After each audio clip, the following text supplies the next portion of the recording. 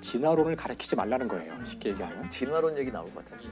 근데 사실 그런 법안이 나와도 사람들은 대개는 잘 모르거나 별로 사람들이 신경 안 쓰고 살고 있었던 다 건데. 얘기하고 다니고. 네. 근데 이제 생물 교사 스콥스라는 이제 생물 교사가 이런 법이 있다니 이거를 내가 문제를 삼아서 이슈화 시켜야겠다고 일부러 마음 먹고서 자기가 자기를 고발해요.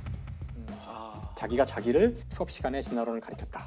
그 과학이 서양에서는 이제 범죄였던 시절이 있던 거잖아요. 왜냐하면 기독교 교리를 부정하는 걸로 가게 되니까. 그러니까 1920년대에 미국의 테네시 주에서 버틀러법이라는 법이 만들어지는데요.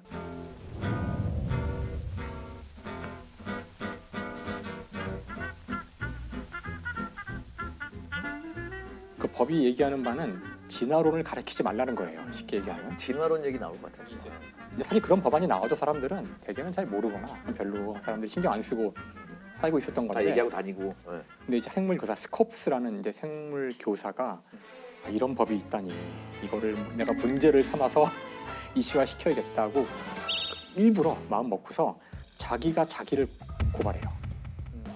자기가 자기를 수업 시간에 진화론을 가르쳤다.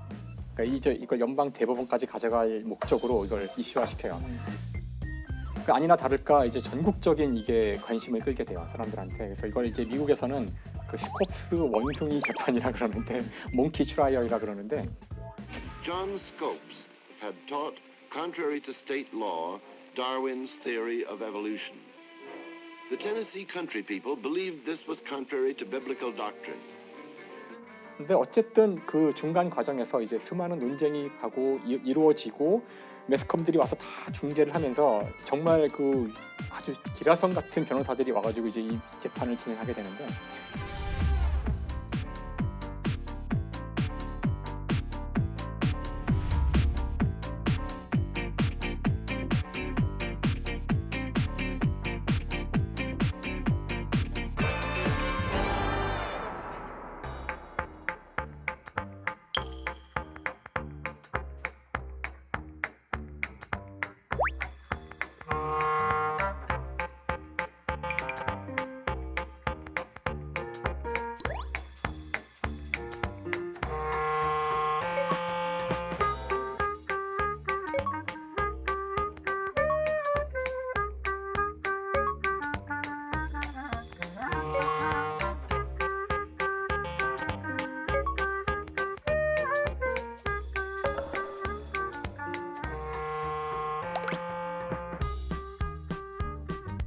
근데 이제 결론적으로는 이미 법이 있는 거고, 법에서는 그걸 어기면은 $100의 벌금을 물게 돼 있어서 뭐 아마 예상하실 수 있겠지만 결국은 $100의 벌금을 물게 돼요.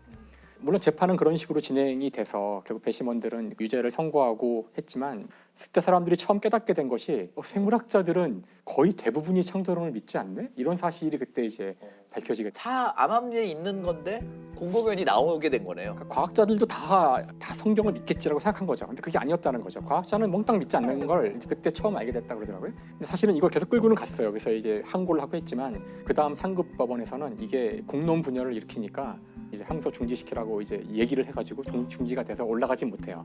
그래서 이 법은 67년까지 유지는 돼요. 와. 어쨌든 사회에는 큰 파문을 이제 일으키게 되죠. 근데 이제 그 이후에도 이제 또 한 번 이제 재판이 벌어지는데, 이건 이제 1980년대 재판이에요. 진화론과 창조론을 학교에서 동등하게 가르쳐야 한다는 법인데, 역시 이것도 남부예요. 남부 지역인데, 그게 이제 생물학 선생님 입장에서는 이거 말도 안 돼.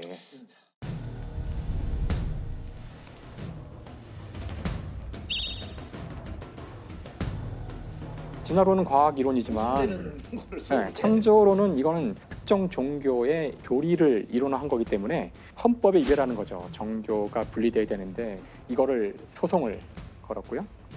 이것도 또 크게 이제 이슈가 되는 건데, 이때는 이제 뭐 노벨상 수상자만 74명이 서명을 하는 정도의 그 엄청난 반향이, 결국은 이 재판을 끝으로 그 법은 폐기가 돼서 진화론은 과학이론이지만 창조론은 과학이론이 아니니까 학교에서 가르치면 안 된다는 법으로 대법원에서 판결이 나요. 그러니까 과학 시간에 하면 안 되는 거네요. 네. 사실 과학을 이렇게 재판에서 다룬다는 게 참 웃기는 것이, 우리가 재판의 문제들은 인간의 문제라고 좀 생각을 해서 많은 인간의 문제는 답을 알기 어려울 때가 많고, 우리가 지금부터 자 지구가 돌지 않는 걸로 이제 합의를 합시다. 재판을 해서 결론을 내린들 지구는 돌거든요.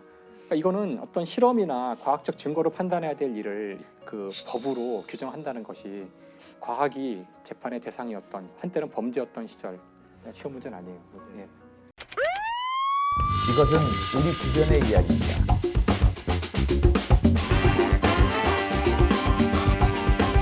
알쓸범잡